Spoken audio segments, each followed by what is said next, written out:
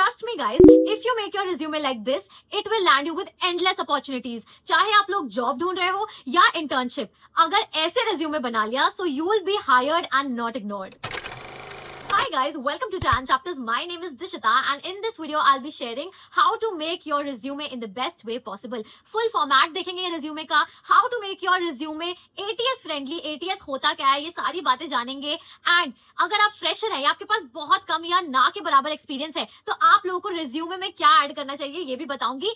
And में आपको sample formats भी शेयर करूंगी, तो लास्ट तक वीडियो में बने रहना. चैनल को जल्दी से कर लो सब्सक्राइब एंड वीडियो को जल्दी से कर दो लाइक. तो गाइस, रिज्यूमे में सबसे पहले हम लोग अपना full name and contact details mention करते हैं. सबसे ऊपर आप अपना नाम लिखेंगे पूरा. कॉन्टैक्ट डिटेल्स में like your contact number, email ID, LinkedIn है तो यार लिंक्डइन भी अपना डाल देना. एंड आपका जो एड्रेस है वो डालना होता है आपको सबसे पहले in contact details and full name. उसके नीचे सेक्शन आता है प्रोफेशनल समरी या प्रोफाइल समरी का, जिसमें आप अपने बारे में लिखते हैं in 3 to 4 lines. You have to write about yourself, what you are seeking in just 3 to 4 lines. अब ये सेंटेंसेस बहुत लंबे लंबे नहीं होने चाहिए, शॉर्ट एंड क्रिस्प होने चाहिए. एंड उसमें जो मेन बात है वो हाईलाइटेड होनी चाहिए. आलतू फालतू की चीजें उसमें बिल्कुल भी नहीं होनी चाहिए. So this is your second section. So guys, आपका नेक्स्ट सेक्शन होता है एजुकेशन वाला सेक्शन, जिसमें आप अपनी डिग्री के बारे में, ग्रेजुएशन के बारे में, कौन सा कोर्स है आपका, कौन सा ईयर है, ये मेंशन करते हैं. क्लास 10th आपने कहां से करी, स्कूल आपका पूरी स्कूलिंग का, क्लास 12th का, ये सारी चीजें जो भी आपकी एजुकेशन है वो आपको मेंशन करनी होती है इन क्रोनोलॉजिकल ऑर्डर. इसका मतलब क्या है कि जो लेटेस्ट चीज है वो आप सबसे ऊपर रखेंगे. अगर मैं 3rd ईयर की स्टूडेंट हूं दिल्ली यूनिवर्सिटी की, तो मैं अपनी ग्रेजुएशन वाली चीज पहले सबसे ऊपर लिखूंगी. फिर उसके नीचे आएगा आपके क्लास 12th का एंड सबसे नीचे क्लास 10th की जो डिटेल्स है वो आएंगी. तो जो लेटेस्ट होगा आपको सबसे ऊपर रखना होगा. एजुकेशन वाले कॉलम में आप यही देंगे. एंड आपका कोर्स एंड ईयर इसमें ऐड होगा, या एकेडमिक आपके टाइटल्स हैं, ये सब आपको आपके एजुकेशन वाले कॉलम में ऐड करना होगा. Guys, next section is about your achievements and certificates. तो अभी तक आपकी जो भी अचीवमेंट्स रही हैं, आपको जो भी सर्टिफिकेट्स मिले हैं वो आप मेंशन कर सकते हैं, चाहे आपके स्कूलिंग ईयर्स में या आफ्टर दैट. अगर आपने कोई वर्कशॉप कंप्लीट करी हो उसका सर्टिफिकेट या कंप्लीशन का जो भी है आप वो मेंशन कर सकते हैं बड़े ही शॉर्ट में. एंड या तो आपने कोई ओलंपियाड करा हो उसका आपके पास सर्टिफिकेट हो, you can mention all these things. यार आप लोग ना ऐसे टाइप के अचीवमेंट्स मत बताना कि मैं 5th क्लास में हेड गर्ल या हेड बॉय थी, तो वो थोड़ा मतलब सेंसलेस हो जाता है कि भाई आपके रिज्यूमे में आप 5th क्लास में हेड गर्ल थे, हेड बॉय थे, वो जानकर क्या करेगा रिक्रूटर, यार क्या करेगी कंपनी जानकर. तो आपकी अचीवमेंट्स भी थोड़ी वैलिड होनी चाहिए. एंड आपको ये ध्यान भी रखना होगा कि यार वो जो रिक्रूटर है उनके काम की भी हो अचीवमेंट्स. ऐसा ना हो कि आपने बहुत फालतू सी अचीवमेंट डाल दी है जो एक्चुअली कहीं आपको यूज भी नहीं आ रही थी एंड आपने बस मेंशन कर दिया है.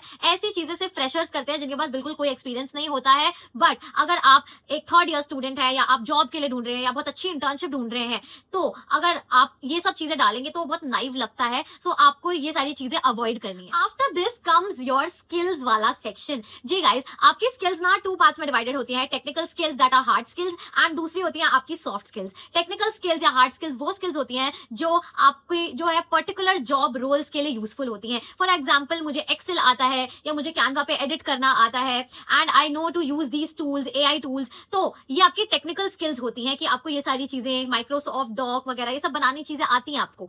एंड इसके अलावा बाकी जो चीजें होती हैं कि I am good in leadership या टीम वर्क में बहुत अच्छे से कर पाती हूँ, I am a good speaker, तो ये सारी जो चीजें आपकी ये सॉफ्ट स्किल्स होती हैं. एंड दोनों ही स्किल्स वाले सेक्शन में मेंशन करना is really important. Technical skills तो आपका जो पर्टिकुलर जॉब रोल है या इंटर्नशिप होगी एंड जो उसके लिए यूजफुल है, आप वो चीजें मेंशन करेंगे जो आपको आती है. कोई भी झूठ नहीं बोलेगा रिज्यूमे में. एंड इसके अलावा सॉफ्ट स्किल्स जो है वो भी बहुत सारे रिक्रूटर्स ध्यान देते हैं कि आपको यार लोगों के साथ काम करना आता है कि नहीं, आप इतने कॉन्फिडेंट हो कि नहीं, are you a good speaker, do you know how to connect with people, आप में वो लीडरशिप क्वालिटी है कि नहीं. तो ये वाली स्किल्स भी यू शुड डेफिनेटली मेंशन. तो गाइस, अब जान लेते हैं कि ये ATS क्या होता है and how to make your resume ATS friendly. Guys, ATS की फुल फॉर्म है एप्लीकेंट ट्रैकिंग सिस्टम. ये एक सॉफ्टवेयर है that most of the companies and recruiters use to scan and screen your resume. Because रोजमर्रा में उनको इतने सारे रिज्यूमेज आते हैं, रिक्रूटर्स एक एक करके उनको रिव्यू नहीं कर सकते क्योंकि हजारों की क्वांटिटी में लोगों के जो है रिज्यूमे आते हैं. सो इट्स ऑलमोस्ट इम्पॉसिबल कि वो मैनुअली ये जॉब कर पाए.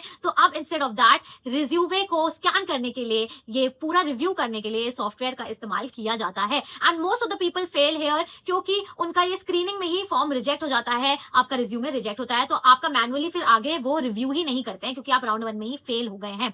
तो अब अपना रिज्यूमे ऐसे कैसे बनाएं कि वो एटीएस फ्रेंडली हो? नंबर 1 कि आपको बहुत सारे कलर्स कभी भी अपने रिज्यूमे में यूज नहीं करने। अपने रिज्यूमे को बेसिक एंड स्टैंडर्ड ही रखना है। उसमें ब्लैक या मैक्सिमम टाइटल्स को हाईलाइट करने के लिए ब्लू का इस्तेमाल कर लो, ज्यादा कलर्स नहीं होने चाहिए। नंबर 2, फॉन्ट जो है पर्टिकुलर होना चाहिए। ऐसा नहीं आप बहुत सारे डिजाइन एंड फॉन्ट्स यूज कर रहे हैं थ्रू आउट योर रिज्यूमे, आपको एक पर्टिकुलर फॉर्मेट ही लेकर चलना है, पर्टिकुलर आपका फॉन्ट लेकर चलना है। मोस्ट जो यूज है एंड सबसे बेस्ट रहता है आपका एरियल वाला फॉन्ट, तो आप वो यूज कर सकते हैं। Number 3, always use keywords through out your resume. आपको कीवर्ड्स यूज करने हैं। फॉर एग्जांपल आपका कोई भी आप इंटर्नशिप का रोल देख रहे हो, जॉब रोल देख रहे हो, तो आपका जो एटीएस वाला सॉफ्टवेयर होगा ना, वो आपके कीवर्ड्स को जो है ट्रैक करेगा। तो ध्यान रखो कि आप बहुत लंबे लंबे सेंटेंस लिखने के बजाय कीवर्ड्स लिखो, जो इंपॉर्टेंट है, आपके बारे में इंपॉर्टेंट है, ये सारे आप कीवर्ड्स में लिखो। कीवर्ड्स ढूंढने के लिए आप चैट जीपीटी का यूज कर सकते हो, ग्रामरली, या आप क्विलबॉट का भी यूज कर सकते हो। तो ये सारे आप एप्लीकेशंस यूज कर सकते हैं एंड आप आराम से आप इसमें कीवर्ड्स जरूर डालें। इसके अलावा गाइस, आप लोगों को जो आपकी नॉन एकेडमिक वाला सेक्शन है, ये आपका ऑप्शनल होता है, तो आप डाल सकते हैं लास्ट में, but it is not necessary, क्योंकि ये ज्यादा आपका ना इंपॉर्टेंट नहीं होता, तो आप लास्ट में डाल सकते हैं, क्योंकि मतलब आपका रिज्यूमे एक ही पेज का होता है, तो आप बहुत सारी चीजों उसमें भर नहीं सकते। एक पेज का ही होता है, ये ध्यान रखना पॉइंट। 2 पेज का होता है ना, तब भी कभी कभार एटीएस उसको रिजेक्ट कर देता है। तो एक ही पेज का आपका रिज्यूमे होता है, तो बहुत सारी चीजें भरी भरी भी एकदम नहीं लगनी चाहिए, बहुत खाली या बहुत ज्यादा भरा भी नहीं लगना चाहिए। एंड नेक्स्ट बात ये बोलूंगी कि ऑलवेज टेलर योर रिज्यूमे। इसका क्या मतलब है गाइज? आप कोई भी, फॉर एग्जाम्पल अगर मैं सोशल मीडिया मैनेजर के जॉब रोल के लिए कुछ ढूंढ रही हूँ, मेरे को ये जॉब रोल में काम चाहिए, तो अब मैं अपना रिज्यूमे उस हिसाब से लिखूंगी कि एक सोशल मीडिया मैनेजर के पास क्या क्या स्किल होनी चाहिए, क्या क्या एक्सपीरियंस होना चाहिए। तो मैं उस हिसाब से उस जॉब रोल, उस इंटर्नशिप रोल के हिसाब से अपना रिज्यूमे फॉर्मेट कर पाऊं, रिज्यूमे को टेलर कर पाऊं according to what you want to do. अगर आपको कोई और टाइप का जॉब करनी है या इंटर्नशिप करना है, तो उसका रोल है, तो उस हिसाब से आपको चेंज करना पड़ता है। तो ऐसा नहीं है कि आप एक ही रिज्यूमे हर कंपनी में चलाए जा रहे हैं कि जो कंपनी आ रही है उसमें सेम रिज्यूमे भेज दिया। नहीं गाइज, आपको कंपनी पे रिसर्च करनी पड़ती है, आपको क्या काम करना है, what is the role that you want to do, उस हिसाब से जो है आपको टेलर करना पड़ता है अपना रिज्यूमे हर बार। तो थोड़े कुछ चेंजेस आपको करते रहने चाहिए। नेक्स्ट चीज गाइस, कि आप लोगों को ना क्रोनोलॉजी को मेंटेन करते हुए चलना है। जैसे मैंने पहले भी बताया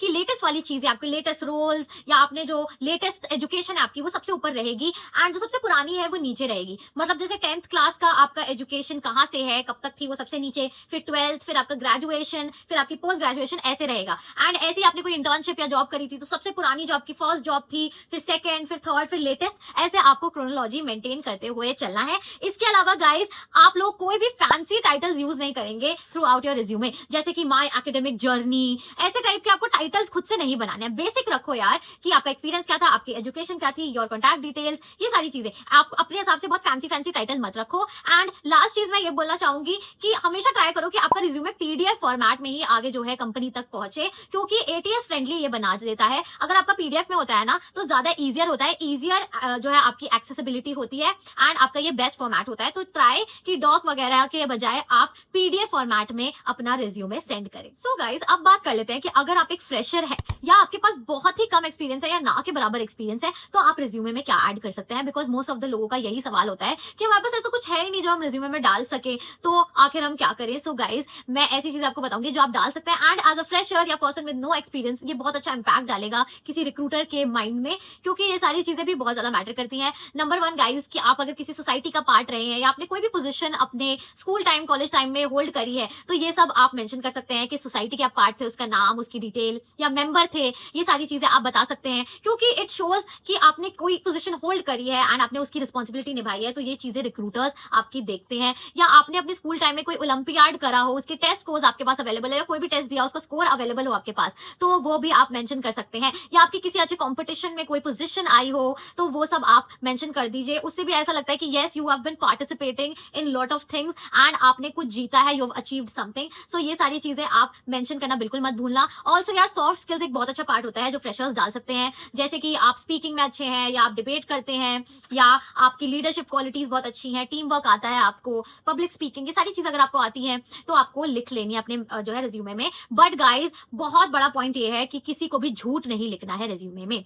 जी हाँ गाइस, कभी भी रेज्यूमे में झूठ मत लिखो, जो सच है ना बस वही लिखना, चाहे वो आपकी एजुकेशन हो, चाहे वो आपकी एक्सपीरियंस हो, जो सच सच बातें हैं ना वही लिखो। बहुत ऐसे कोई झूठ मत लिखना, आपको बाद में प्रॉब्लम आएगी। कोई झूठ वगैरह नहीं लिखेगा, ठीक है गाइस। इसके अलावा आपके जो टेक्निकल स्किल्स हैं, आपको पावर पॉइंट आता हो या एक्सेल आता हो, ये सब आप मेंशन कर सकते हैं। आपकी प्रोफाइल समरी में आप अच्छे से 3-4 लाइनों में एक्सप्लेन कर सकते हो। उससे भरा भरा लगता है आपका रिज्यूमे, तो आप 3-4 लाइनों में अच्छे से मेंशन कर दो आपके बारे में, आप कहाँ पढ़ रहे हो, क्या करना चाहते हो, व्हाट यू सीकिंग। ये सारी चीजों से आपका रिज्यूमे बहुत अच्छा एंड प्रोफेशनल लगेगा। Also guys I want to mention one thing कि बहुत सारे लोग पूछते हैं कि हम लोग अपनी फोटो लगाएं कि नहीं रिज्यूमे में। Guys this is completely optional. बहुत सारे प्रोफेशनल आपके रिज्यूमे में फोटो नहीं भी होती है, बट आप लगा भी सकते हैं, एज सच वो नहीं है। बट बहुत ज्यादा आपको प्रोफेशनल फोटो ही लगानी है, फॉर्मल्स वगैरह में ऐसे कोई नॉर्मल सी फोटो मत लगा देना, बहुत छोटी सी कॉर्नर में या मिडिल में।